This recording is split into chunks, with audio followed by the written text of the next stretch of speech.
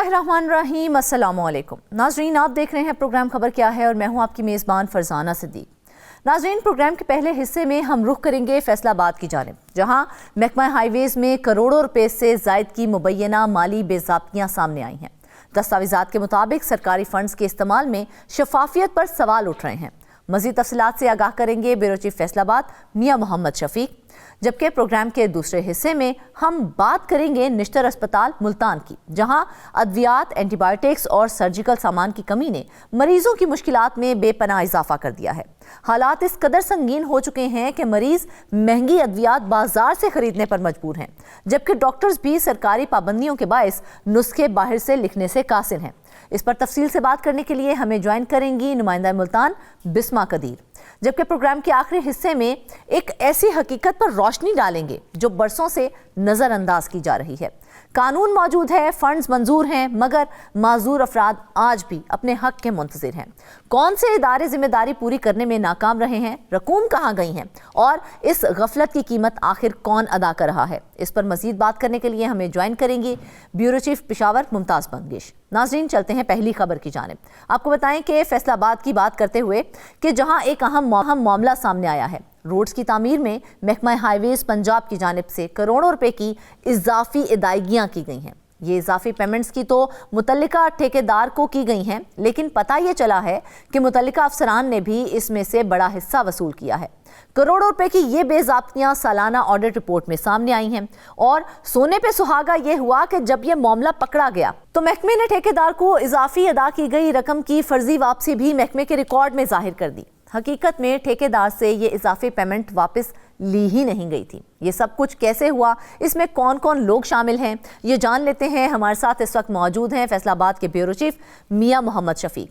शफीक, सबसे पहले तो ये बताइए ना कि ये मामला असल में है क्या महकमों के लोगों ने किस तरह इसमें करोड़ों रुपए की खुर्द-बुर्द करने की कोशिश की है और फिर पकड़े भी गए हैं? बिस्मिल्लाहिर्रहमानिर्रहीम। देखें, आपने ये तो सुना होगा कि जब गली मोहल्लों में कोई सोलिंग के काम, तरक्याती काम होते हैं तो उसमें मुतल्लिका अदारे काम करवाने वाले लोग कमीशन लेते हैं। लेकिन इसमें कमीशन से हट के भी एक बड़ा काम किया गया। हुआ ये है कि ये एक फैसलाबाद की रोड है, झंग रोड से सरगुदा रोड को जो मिलाती है, बाईपास रिंग रोड भी इसको बोलते हैं। 2022 में इसकी कंस्ट्रक्शन का सिलसिला शुरू हुआ। जो चीज़ें तय हुई, एग्रीमेंट हुआ ठेकेदार के साथ, कंपनी के साथ, उससे कहीं ज़्यादा उनको पेमेंट की गई। ये पेमेंट मुख्तलिफ मराहल में चूँकि की जाती है, जैसे जैसे काम आगे बढ़ता है उसके मुताबिक पीसेस में पेमेंट भी की जाती है। जब ये 14वां मरहला आया था पेमेंट का, उसमें एक हिस्से की पैमाइश की गई जो कि एक्चुअल पैमाइश है 1,63,000 स्क्वायर फीट, जबकि जो रिकॉर्ड में ज़ाहिर की गई वो की गई है 2,77,000, यानी कि डबल से भी ज़्यादा।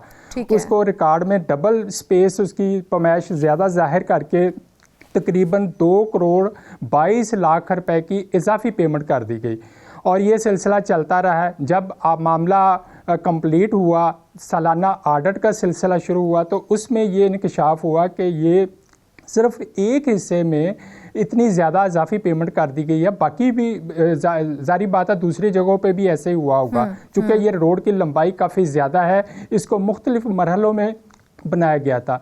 अच्छा, जब ये एतराज़ उठाया गया, ऑडिट रिपोर्ट में सामने आई बात, तो फिर महकमा हाईवेज़ के अफसरान, जो कि देखें, जो ठेकेदार को इजाफी पेमेंट की गई है वो सिर्फ ठेकेदार को नहीं नवाजा गया, उसमें से महकमे के लोगों ने भी अपना हिस्सा जारी बात वसूल किया होगा। और उसको कवर करने के लिए फिर ये क्या किया गया कि इसको जो इजाफी पेमेंट की गई है कोई ना कोई उज़र पेश करके उसकी वापसी का सिलसिला किया गया। अगली पेमेंट में उसको एडजस्ट करने की कोशिश की गई, लेकिन रिकॉर्ड में तो कर दिया गया, अमलन ये ऐसा नहीं हुआ। चूँकि जो इजाफी पेमेंट की गई थी सब अपना अपना हिस्सा खा पी बैठे थे, तो अब वापस करना तो मुश्किल था ना, तो इसलिए फिर उसको उसका डॉक्यूमेंट्स तैयार करके कागज़ों में तो उसको सारा चीज़ें कर दी गई। अमलन ऐसा नहीं हुआ। ये यानी कि वो जो रकम ओवर बिलिंग की मद में दी गई थी वो उनसे वापस नहीं निकलवाई गई है? नहीं, वापस फाइलों में तो निकाल दी गई, लेकिन अमलन नहीं ली गई। अच्छा, फाइलों में भी जो जाहिर किया गया वो सिर्फ जो ऑडिट के लिए डॉक्यूमेंट्स दिए गए उसमें जाहिर किया गया, जो पीछे रिकॉर्ड, असल रिकॉर्ड था महकमे की जो फाइलें हैं उसमें वो वही पहले वाली ही पेमेंट है जो 4 करोड़ 22 लाख रुपए की गई है, जबकि करनी जो थी वो 2 करोड़ 22 लाख रुपए की थी। डबल पेमेंट की गई। और ना अच्छा, इसमें अब पहले डबल पेमेंट करके उसमें से पैसे खाए गए, फिर जो महकमे को शो किया गया कि वापस ले ली गई है वो भी, उसमें भी अब ये कह सकते हैं कि महकमे को डबल टीका लगा है। महकमे के अफसरान इसमें जारी बात है मुलव्वस तो होंगे। अब ऑडिट रिपोर्ट में ये बात कही गई है कि इसका डीपली जायज़ा लिया जाए, इसको देखा जाए, ना सिर्फ इसको बल्कि इसको बुनियाद बनाकर जो बाकी काम हुए हैं उसको भी देखा जाए, परखा जाए, ताकि जो हक़ाइक़ हैं, जो असल चीज़ें हैं वो सामने आ सकें। ये मामला उठा था जनवरी 2025 में, यानी कि इस साल के आगाज़ में। अच्छा। आप देखें 10 माह से ऊपर 11 माह तकरीबन गुजर चुके हैं इस मामले को, अभी तक कोई इस पे कार्रवाई नहीं हो सकी। सिर्फ एक लेटर लिख दिया गया है मुतल्लिका अथॉरिटी को कि ये लोग इसमें इन्वॉल्व हैं, इनके खिलाफ कार्रवाई की जाए। कोई कार्रवाई किसने करनी है, कब होनी है, ये भी किसी को कोई ख़बर नहीं है। ये सारी सूरत हाल है। अब ये इसको हम देखें, एक छोटी सी सड़क पे ये कुछ हो रहा है, एक छोटे से मामले में इतनी करप्शन हो रही है, बेज़ाब्तियाँ हो रही हैं। बाकी आप ख़ुद अंदाज़ा लगा लें, पिछले चंद माह से डेवलपमेंट के काम तो ज़ाहिर शुरू हुए हैं, काफ़ी सारे हो रहे हैं। उसमें जहाँ पे जो जिसका जैसे मौका मिलता है, जिसकी जो पहुँच होती है वो उसके मुताबिक अपना इसको करता है, लूट मार का सिलसिला। फिर ये अगर इसको रोकने की कोशिश की जाती है वो उस पर भी अमल नहीं होता। अच्छा शफीक, मुझे ये बताइए कि हम ऑडिट की बात कर रहे हैं, जबकि ऑडिट कहता है कि रिकवरी की दस्तावेज़ात भी जो हैं वो SAP सिस्टम में वेरीफाइड नहीं हैं। तो मुझे ये बताइए, तो फिर रिकवरी दिखाने का मकसद क्या था? फिर क्यों वो रिकवरी दिखाई गई अगर वो वेरीफाइड ही नहीं थे? तो देखिए, ऑडिट ऑफिसर को उनके जो ख़त किताबत होती है उसको कवर तो करना होता है ना, उसको शेल्टर तो देना होता है किसी हद तक। उसको कवर करने की खातर ये ज़ाहिर एक लेटर लिख दिया गया कि इजाफी अदायगी हुई है। फ़र्जी पेमेंट्स का सिलसिला देखें, ये सिर्फ यहाँ पे महकमा हाईवेज़ नहीं है, ये हर जगह पे चलता है, हर महकमे में चलता है। अभी मैं आपको बता रहा था कि फैसलाबाद का एक और महकमा है, उसके MD को पिछले दिनों तब्दील किया गया। अच्छा। सिर्फ इस वजह से तब्दील किया गया है कि उसने एक फर्जी पेमेंट करने से इनकार कर दिया था। वो एक रूटीन में फर्जी पेमेंट्स हो रही थी, कुछ उन्होंने दलील नखवास्ता आपने वो कर भी दी, मंजूर के कर भी दी, लेकिन एक पेमेंट पे आके उन्होंने फिर स्टैंड ले लिया कि भाई मैं अब नहीं करूँगा, मेरे हाथ खड़े हैं। अगले 3 दिन के बाद उनको ट्रांसफ़र कर दिया गया फैसलाबाद से। ये तो तमाम सूरत हाल है तमाम महकमों की। हम बात सिर्फ महकमा हाईवेज की नहीं, दूसरे महकमों को भी कोई मिसाल नहीं दे सकते कि किसी महकमे में बहुत अच्छा हो रहा है। अच्छा शफीक, मुझे ये बताया कि जिस तरह से आपने हमें बताया कि ये मामला जो था वो जनवरी 2025 में पब्लिक अकाउंट्स ऑफिस को रिपोर्ट हुआ था, तो मगर आज तक कोई जवाब क्यों नहीं आया? ये डिले टैक्टिक्स क्यों खेले जा रहे हैं? मामले को कवर करने की खातिर ये सारा कुछ किया जा रहा है। मकामी जो अफसरान हैं उन्होंने इस चीज़ को बचाने के लिए, छुपाने के लिए अब ये तरीका इख्तियार किया है। अच्छा, इसमें एक तो ये हमने निशानदेही की है कि एक तो ये मामला था, एक और इसी रोड में, इसी प्रोजेक्ट में एक और चीज़ हुई है। वो ये हुई है कि जो रोड की आखिरी फाइनल टच दिया जाता है कारपेटिंग का, उसका रेट भी इंक्रीज़ हुआ है रिकॉर्ड में। जो एग्रीमेंट है वो कोई और रेट के मुताबिक है, जो पेमेंट हुई है जो बाद में किया गया उसका रेट चेंज किया गया। पहले मामले में तो हमने बताया ना कि पमाइश बढ़ाई गई, फर्जी पमाइश डाली गई। इसमें दूसरे मामले में ये किया गया कि रेट चेंज हुआ है। पहले जो एग्रीमेंट ठेकेदार के साथ, कंपनी के, कंस्ट्रक्शन कंपनी के साथ हुआ है, वो रेट किसी और है, कोई और रेट है। जो उनको पेमेंट्स का सिलसिला शुरू किया गया वो दूसरे और रेट, इंक्रीजिंग रेट पे किया गया है। एक ये भी निशानदेही हुई, लेकिन इसकी हमने कोशिश की डॉक्यूमेंट्स हासिल करने की, मगर ये 2 चीज़ें इस रोड की हवाले से सामने आई हैं जिस पे ऑडिट रिपोर्ट में बाकायदा एतराज़ उठाया गया और मुतल्लिका लोगों के ख़िलाफ़ कार्रवाई की सिफारिश की गई है। उस रिकमेंडेशन को पसे पर्दा डाला गया है ताकि मुतल्लिका लोगों को बचाया जा सके। उसमें न सिर्फ ठेकेदार इन्वॉल्व है, बिल्कुल हर तरह से बचाने की कोशिश की गई है। नाज़रीन, देखा जाए ये मामला सिर्फ एक सड़क या एक पुल का नहीं है, ये हुकूमत की कारकर्दगी पर एक बहुत बड़ा सवालिया निशान है। वापस आएंगे एक ब्रेक। वेलकम बैक नाज़रीन। अब हम आपको बताएंगे मुल्तान के सबसे बड़े तदरीसी और इलाज मुआलजे के इदारे निश्तर अस्पताल में इस वक्त मरीजों को शदीद मुश्किलात का सामना है। अद्वियात की किल्लत, सर्जिकल हार्डवेयर की अदम दस्तयाबी और डॉक्टर्स पर आयद हुकूमती पाबंदियां, ये सब अवामिल मिलकर एक सीरियस हेल्थ क्राइसिस की तस्वीर पेश कर रहे हैं। आज हम इसी संगीन सूरत हाल पर बात करेंगे और ये कोशिश करेंगे कि आखिर जिम्मेदारान कौन है और इसका हल क्या है। हमें ज्वाइन किया है नुमाइंदा मुल्तान बिस्मा कदीर ने। बिस्मा, सबसे पहले तो ये बताइए, निश्तर अस्पताल जैसी बड़ी इलाजगाह जो है उसमें एंटीबायोटिक्स और जिंदगी बचाने वाली अद्वियात की अदम दस्तयाबी की असल वजह क्या है?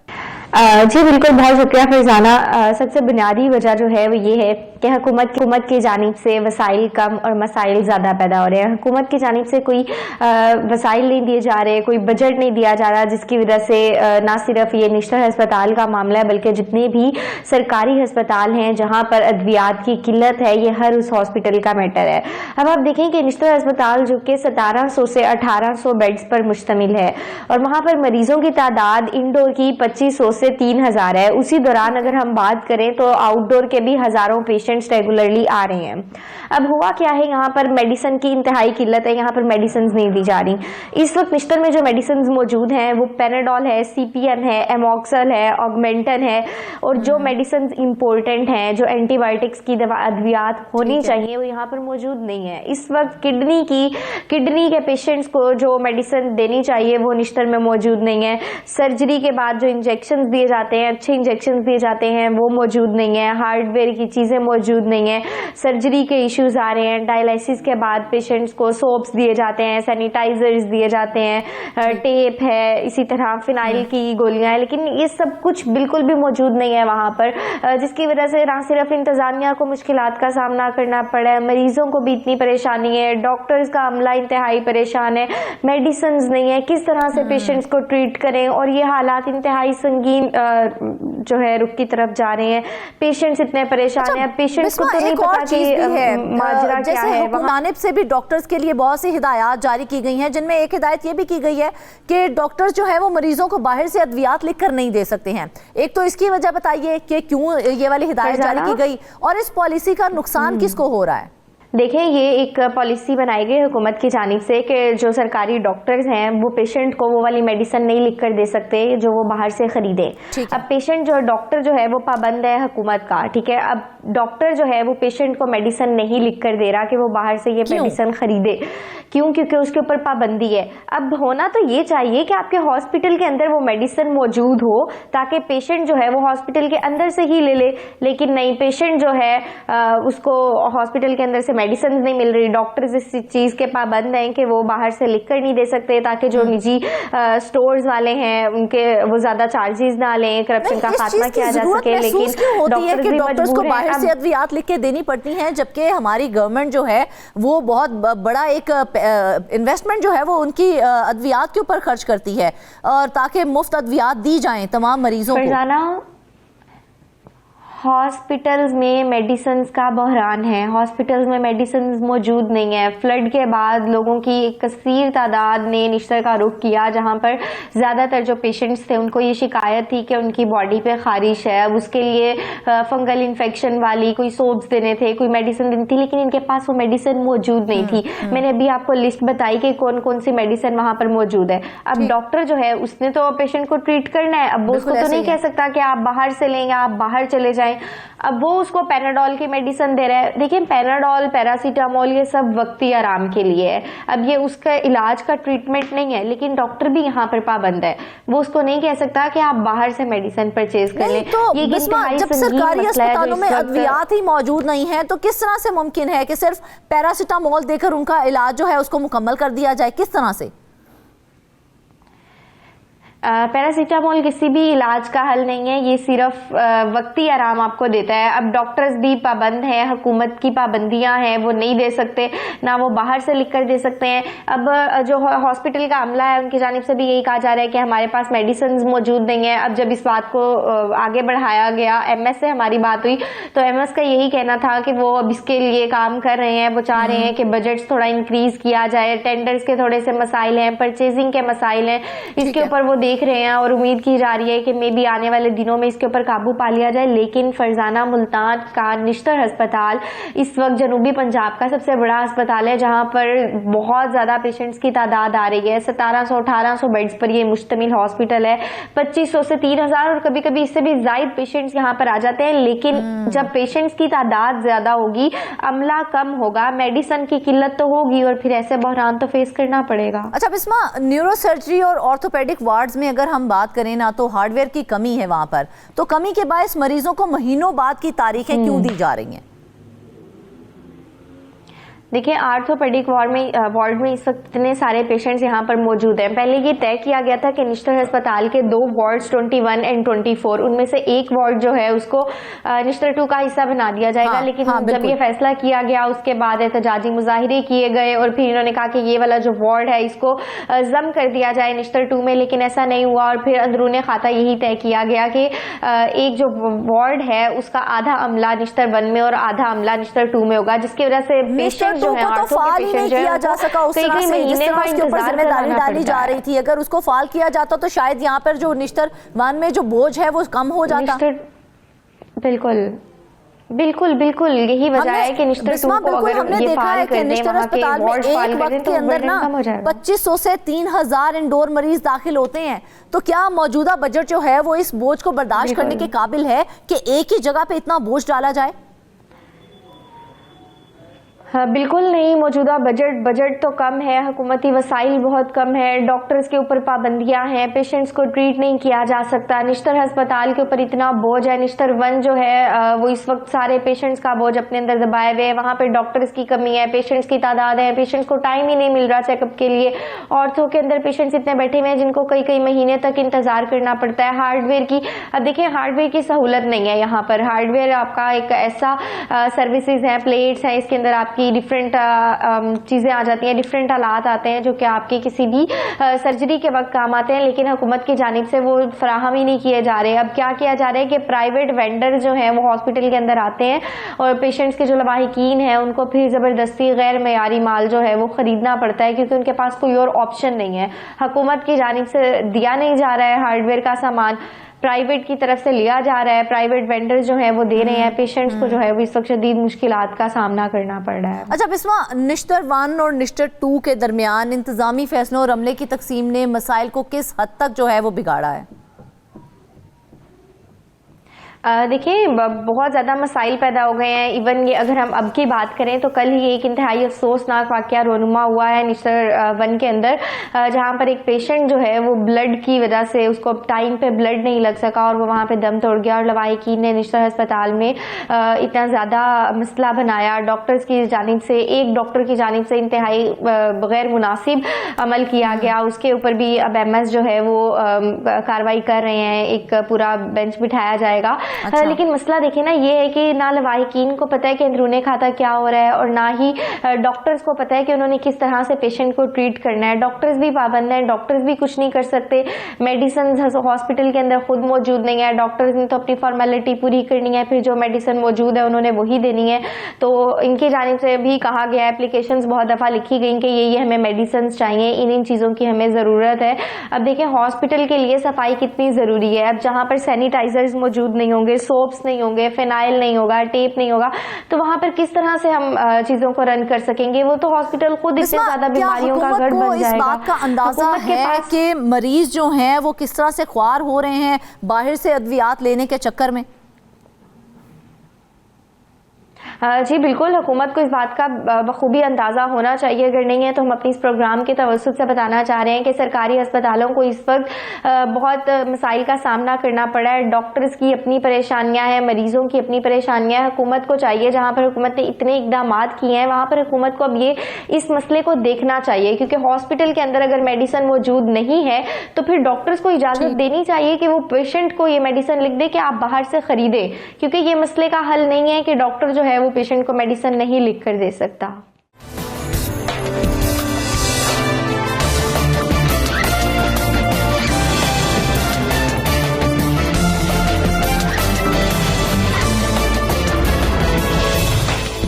ये भी बताइएगा कि पीएमए की जानिब से इजाफी फंड्स का मुतालबा किया गया है, तो क्या हुकूमत इस मुतालबे को सीरियसली कंसीडर कर रही है या फिर इसको यूं ही लिया जाएगा? जी, अभी तक तो पीएमए की जानिब से फंड्स का इतलाक जारी कर दिया गया है। उन्हें कह दिया गया है कि फंड्स जारी किए जाएं क्योंकि बजट कम है, मसाइल ज़्यादा पेश हो रहे हैं, वेंडर्स का मसला है हमारे पास और इसी तरह टेंडर्स नहीं दिए जा रहे। तो हुकूमत को चाहिए कि वो इस मसले पर देखे और अभी तक तो कोई इसके ऊपर अमल दरामद नहीं किया गया। वैसे के वैसे मसाइल हैं, बल्कि मसाइल मज़ीद बढ़ते जा रहे हैं। हॉस्पिटल्स में पेशेंट्स जो हैं उनके लवाहिकीन को शदीद मुश्किलात का सामना करना पड़ रहा है। उनको तो ठीक है, मुश्किलात का सामना है, लेकिन अगर हम यंग डॉक्टर्स की भी बात करें ना, तो वो भी इस वक्त बहुत से क्राइसिस को फेस कर रहे हैं, जहां पे जो उनके हॉस्टल्स हैं वहां पर भी बेसिक फैसिलिटीज उनको भी मुयस्सर नहीं है। तो जब बेचारे डॉक्टर्स को भी फैसिलिटीज नहीं मिलेंगी तो हम मरीजों की फैसिलिटी की बात कहां से करेंगे? जी बिल्कुल, डॉक्टर्स की जानिब से भी ये कहा जा रहा है कि उनके पास बेसिक नेसेसिटी, अब सर्दियां आ गई हैं, उनके पास गैस की किल्लत हो गई है, उनके पास वहाँ पर गीजर्स नहीं है। तो डॉक्टर्स की जानिब से भी ये कहा जा रहा है, पेशेंट्स की जानिब से भी कहा जा रहा है और एमएस का कहना है कि हमारे पास इतना बजट नहीं है, टेंडर्स नहीं है, परचेजिंग का मसला आ रहा है। तो अब देखना ये है कि कब तक इस मैटर को सॉल्व किया जाएगा, कब तक इनके टेंडर्स मंजूर होंगे, परचेजिंग का अमल कब तक किया जाएगा, क्योंकि हॉस्पिटल्स के मेडिकल स्टोर्स खाली पड़े हैं, वहाँ पर मेडिसिन ही नहीं आ रही है। ठीक है। अच्छा बिस्मा, मुझे आखिर में बस ये बताइए कि यही सूरत हाल अगर बरकरार रही तो क्या निश्तर अस्पताल में एक मुकम्मल हेल्थ एमरजेंसी जो है उसका खदशा है कहीं ना कहीं पे? जी बिल्कुल, निश्तर अस्पताल इस वक्त भी बहुत सारे मसाइल को फेस कर रहा है और अगर यही सूरत हाल बढ़ती रही तो फिर हमें मज़ीद मसाइल देखने को मिलेंगे। आए रोज़ बद इंतज़ामी हो रही है, बदनज़मी का माहौल हो रहा है, डॉक्टर्स की लड़ाइयाँ हो रही हैं, मरीज़ों के साथ लड़ाइयाँ हो रही हैं, बहुत ही अजीब माहौल, अजीब सूरत हाल बनी हुई है। और इन सब की असल वजह यही है क्योंकि हॉस्पिटल के अंदर ही सहूलियात मैसर नहीं है। जब तक आप हॉस्पिटल के अंदर सहूलियात नहीं देंगे, पेशेंट्स को ट्रीट नहीं होंगे, डॉक्टर्स की नेसेसिटीज़ पूरी नहीं की जाएंगी, तो फिर ये सब कुछ तो हमें फेस करना पड़ेगा। अच्छा बिस्मा, मुझे ये बताइए कि एमएस साहब ये कहते हैं कि बजट का बड़ा हिस्सा जो है वो एलपीजी गैस और दीगर गैसेस पर खर्च हो रहा है, तो सवाल ये है कि क्या बजट इनएक्टिवेट है या फिर मैनेजमेंट का मसला है? मसला कहाँ पर है? फरजाना देखें, असल मसला ही बजट का है। इंतजामिया क्या करे, क्योंकि इंतजामिया को पैसे नहीं दिए जा रहे, उनके बजट मंजूर नहीं हो रहे, परचेजिंग नहीं हो रही, टेंडर्स के मसले मसाइल बजट जो है वो इशू किया जाता है इनको, तो जो इशू किया जाता है क्या वो नाकाफी होता है या वो प्रॉपर इस्तेमाल नहीं होता जहां पर उसे इस्तेमाल होना चाहिए? देखिए, जो बजट दिया जा रहा है वो इंतहाई कलील है। जहां पर 2500-3000 मरीज आ रहा है उसके लिए एक बजट आप पेश करें, वो बजट जो है उन सब पेशेंट्स को मुकम्मल तौर पर ट्रीट नहीं कर पा रहा। 1700-1800 का बेड वहां पर मौजूद है, लेकिन वहां पे 2500 से 3000 इंडोर मरीज दाखिल हो रहे हैं और आउटडोर की तादाद अभी अलग है। तो जो बजट पेश किया जा रहा है, जो बजट मंजूर किया जाता है, वो इंतहाई कलील है।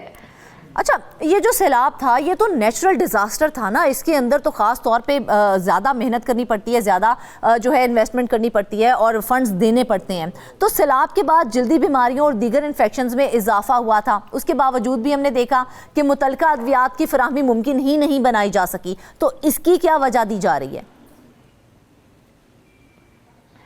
जी बिल्कुल, देखें, जब फ्लड आया, फ्लड से पहले ही ये बात वाज़ह कर दी गई थी कि सैलाब के बाद वबाई अमराज फूटेंगे, लेकिन हुकूमत की जानिब से या इंतज़ामिया की जानिब से अगर हम देखें तो बिल्कुल नाअहली का मुजाहिरा किया गया है। पेशेंट्स आते हैं, वो कहते हैं हमारी जिल्द के ऊपर इतनी खारिश है और जिल्द की खारिश के लिए मेडिसिन वहाँ पर मौजूद नहीं है, वहाँ पर ना ही कोई एंटीबायोटिक्स मौजूद हैं, वही पेनाडोल, पैरासीटामोल या CPM, एमॉक्सिल या ऑगमेंटन दे दी जाती है। अब वो तो पेशेंट का मसले का हल नहीं है, मरीज तो वैसे का वैसे ही रह रहे हैं। तो इन सब सूरत हाल को मद्देनजर रखते हुए हुकूमत को चाहिए, जहां हुकूमत इतने इंतजाम किए हैं वहां पर ये सारे इक़दाम भी करे ताकि पेशेंट को रेलेवेंट मेडिसिन हॉस्पिटल के अंदर मिल सके। अस्पताल एक ऐसी जगह होती है जहाँ पे मरीज आकर ये समझता है कि भी अब मैं यहाँ आ गया हूँ, मेरी जो बीमारी है वो दूर हो जाएगी और मुझे प्रॉपर ट्रीटमेंट मिलेगी। लेकिन जब वहाँ पे बुनियादी सहूलियात ही मुयस्सर नहीं होंगी, डायलिसिस का प्रॉपर निज़ाम नहीं है, सफाई नहीं है, सैनिटाइजर्स नहीं है, फिनाइल टेप और दीगर बुनियादी अशिया की अगर बात करें तो उनकी भी कमी का सामना है। तो अस्पताल के इन्फेक्शन कंट्रोल के लिए क्या ये सारी चीज़ें मिलकर खतरा नहीं बनती? ऑब्वियसली ये सारी चीजें मिलकर अस्पताल इंतजामिया पे एक बड़ा सवालिया निशान है कि सवालिया निशान है, तो फिर उनको ये समझ क्यों नहीं आती है कि मरीजों का इस तरह से किस तरह से इलाज किया जाएगा? फिर देखिए वो खुद यही कह रहे हैं कि हुकूमत की जानिब से बजट बहुत कम है, परचेज नहीं है, टेंडर्स के मसले मसाइल हैं। जब तक उनको बजट नहीं दिया जाएगा, जब तक हुकूमत की जानिब से उनको वसाइल फराहम नहीं किए जाएंगे, तब तक ये मसले मसाइल तो जारी रहेंगे। लेकिन ये मसले तो रहेंगे, ठीक है बिस्मा, लेकिन हमने देखा है कि मरीजों और रवाहिकीन का गुस्सा अक्सर ड्यूटी डॉक्टर्स पर ही बेचारों पे निकलता है, जबकि असल मसला देखा जाए वहां पर तो वसाइल की कमी है। बिल्कुल, मरीजों को नहीं पता कि क्या हो रहा है। मरीज आते हैं, वो देखते हैं कि भाई डॉक्टर हमें ट्रीट नहीं कर रहा, डॉक्टर हमें मेडिसिन नहीं दे रहा, डॉक्टर हमें ये नहीं लिख कर दे रहा, लेकिन उनको ये नहीं मालूम कि हॉस्पिटल के अंदर ये मेडिसिन मौजूद नहीं है। जब वो मेडिसिन मौजूद नहीं होगी तो डॉक्टर उसको कैसे लिख कर दे सकता है? फिर डॉक्टर उसको ये भी नहीं कह सकता कि आप बाहर से ये वाली मेडिसिन परचेज कर लें, क्योंकि डॉक्टर के ऊपर खुद पाबंदी आयद है। अब हुकूमत को चाहिए या तो वो मेडिसिन हॉस्पिटल के अंदर फराहम करें, या फिर ये पाबंदी हटा दें कि डॉक्टर जो है वो बाहर से मेडिसिन नहीं लिख कर दे सकता। क्योंकि हुकूमत को अव्वल तो यही चाहिए कि आप अपने हॉस्पिटल के अंदर वो तमाम बेसिक मेडिसिन प्रोवाइड करें जिसकी एक पेशेंट को ज़रूरत है, ताकि डॉक्टर भी अपने पेशेंट को अच्छे से ट्रीट कर सके और पेशेंट जो है वो अपना सही तरीके से इलाज करवा सके। बिस्मा, इस सारी सूरत हाल को अगर मद्देनजर रखा जाए ना, तो देखा जाए बड़ी ही संगीन सूरत हाल है ये इस वक्त। तो क्या हुकूमत निश्तर अस्पताल समेत दीगर सरकारी अस्पतालों की भी अगर हम बात करें, तो क्या उनके लिए फौरी तौर पर इजाफी फंड्स जारी करने का कोई इरादा रखती है या कोई मंसूबा बना के रखा हुआ है? देखिए अभी फ़िलहाल तो ऐसा कोई कदम देखने में नहीं आया, लेकिन एमएस की जानिब से बारहा दरख्वास्त की जा रही है कि हमें फ़ंड्स जो हैं वो मंजूर किए जाएं, परचेजिंग और टेंडर्स के मसाइल जो हैं उनको हल किया जाए, ताकि डॉक्टर्स के जो इश्यूज़ हैं उनको भी रिजॉल्व किया जाए। और उनका यही कहना है कि हमारे जो वसाइल हैं वो बहुत कम है, अगर हमारे वसाइल बढ़ा दिए जाएँ, हमें वसाइल फराहम कर दिए जाएँ, तो इन तमाम सिचुएशंस पर, इन तमाम मसले मसाइल पर काबू पाया जा सकता है। लेकिन अभी नहीं पाया जा रहा, तो हेल्थ इमरजेंसी की क्या सूरत हाल बन सकती है इस वक्त? देखिए फ़िलहाल तो अभी तक ये ऐसे ही माहौल चल रहा है, क्योंकि हॉस्पिटल्स के अंदर मेडिसिन मौजूद नहीं है, पेशेंट्स भी नाखुश जा रहे हैं, डॉक्टर्स की जानिब से भी ये हिदायत की जा रही हैं कि वो कोई मेडिसिन नहीं लिख कर दे सकते कि पेशेंट जो है वो बाहर से परचेज़ कर ले, अगर डॉक्टर के ऊपर ये पाबंदी है, क्योंकि वो चाहते हैं कि निजी स्टोर्स वाले जो हैं वो ज़्यादा रेट पर मेडिसिन देते हैं, जिसकी वजह से करप्शन ज़्यादा हो जाती है। तो करप्शन के खात्मे के लिए डॉक्टर्स पर यह पाबंदी थी कि आपने बाहर से कोई मेडिसिन उन्हें लिख कर नहीं देनी, लेकिन हॉस्पिटल के सारे मामले से आगाह है, या हम कहें कि वो अभी तक लाइल्म है, इसलिए अब तक इसका कोई ना कोई हल नहीं निकाला जा सका? देखिए इस माजरे के बारे में हुकूमत को लाइल्म नहीं होना चाहिए, क्योंकि ये एक इंतहाई संगीन मसला है। ये सिर्फ निश्तर, मुल्तान के निश्तर की बात नहीं है, बल्कि ये बहुत सारे सरकारी हॉस्पिटल्स की बात है जिनको अभी तक मेडिसिन नहीं मिल रही। और अमले की जानिब से भी यही कहा जा रहा है कि हमारे पास ये मेडिसिन मौजूद हैं, जबकि जो बेसिक्स और अहम मेडिसिन हैं, जो एंटीबायोटिक्स हैं, किडनी से रिलेटेड मेडिसिन हैं, डायलिसिस से रिलेटेड मेडिसिन हैं, सर्जरी के बाद जो इंजेक्शन दिए जाते हैं वो नहीं आ रहे, जिसकी वजह से लोगों की सर्जरी बिल्कुल सूरत-ए-हाल बिलाशुबा बड़ी संगीन है। नाज़रीन, निश्तर अस्पताल मौजूदा सूरत-ए-हाल जो है वो सिर्फ एक इदारे का मसला नहीं है, बल्कि पूरे के पूरे पब्लिक हेल्थ सिस्टम के लिए एक वार्निंग है। अगर फौरी तौर पर फंड्स, अद्वियात और सहूलियात की फराहमी यकीनी ना बनाई गई तो इसका खमियाजा आम मरीज को ही भुगतना पड़ेगा। उम्मीद है कि जिम्मेदारान इस मामले को संजीदगी से लेते हुए फौरी तौर पर इकदाम करेंगे। वापिस आएंगे ब्रेक के बाद।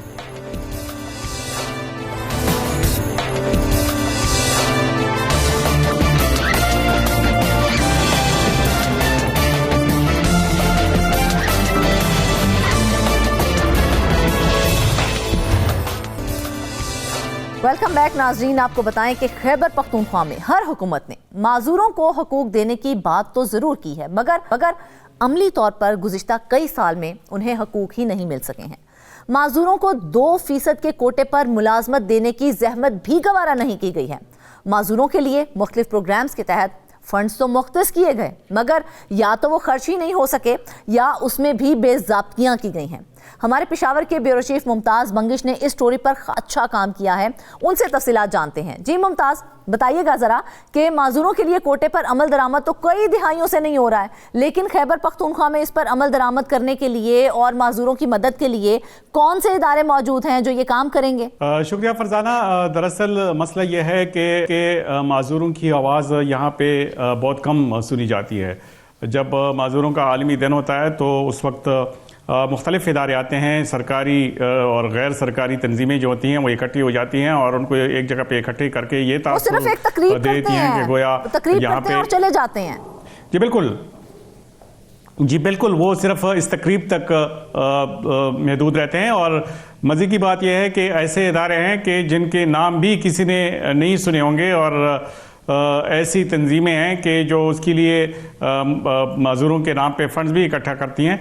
लेकिन सरकारी महकमों की अगर हम बात करें तो एक इदारा है, उसे कहते हैं PCRDP, provincial council for rehabilitation of disabled persons. तो ये इसके जरिए इसकी और कोई जिम्मेदारी नहीं है, इसका सिर्फ और सिर्फ ये काम है कि जो 2% का कोटा माजूरों को मुलाजमत में मुख्तस था उस पर अमल दरामद किया जाए और इसके अलावा जो इसकी वायलेशन कर रहे हैं तो उनको सजा दे। सजा उसमें और कुछ नहीं है सिवाय इसके कि उनसे एक ख़ास अमाउंट ली जाती है कि माजूरों के लिए एक कोटा था वो क्यों फिल नहीं हुआ, मतलब उस पर क्यों माजूर जो है वो आ नहीं सके। तो उसके मुताबिक इस कोटे पर जो अमल दरामद ना करे जो महकमा, तो उस महकमे से और उस इदारे से 7,000 रुपये फ़ी असामी माहाना ली जाती है। अगर वो 4 सालों के लिए खाली रहा और अगर 3 ओहदे खाली रहे तो 21,000 रुपये माहाना उससे लिए जाते हैं और फिर जितने अरसा वो माजूरों के कोटे की जो असामियाँ जो पहिया है वो, क्योंकि जिस तरह से आप कह रहे हैं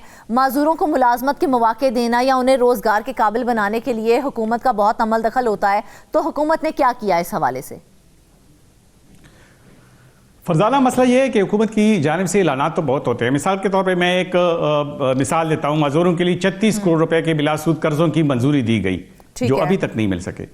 मतलब 36 करोड़ रुपए अगर खैबर पख्तूनख्वा के माजूरों को मिल सकते तो उससे वो काफी, तकरीबन अगर सारे नहीं तो आधे जो हैं वो अपने लिए रोजगार बना सकते थे। किस तरह से मुमताज, क्योंकि जो फंड्स मुख्तस किए गए हैं वो तक तो इस्तेमाल नहीं किए गए, ये जो फंड्स दिए जाते हैं इनको किस तरह से यूटिलाइज किया जाता? फिर नहीं, ये बिलासूद कर्जे थे, मतलब किसी को 2 लाख मिलने थे, किसी को 4 लाख, किसी को 10 लाख, ताकि वो इसे छोटा मोटा कारोबार शुरू कर सके। ये तो उन माजूरों पे डिपेंड करता था कि वो कैसे उसके साथ कारोबार शुरू करके अपने लिए रोजगार का एक मौका पैदा कर सकते हैं, लेकिन ये भी नहीं किया गया।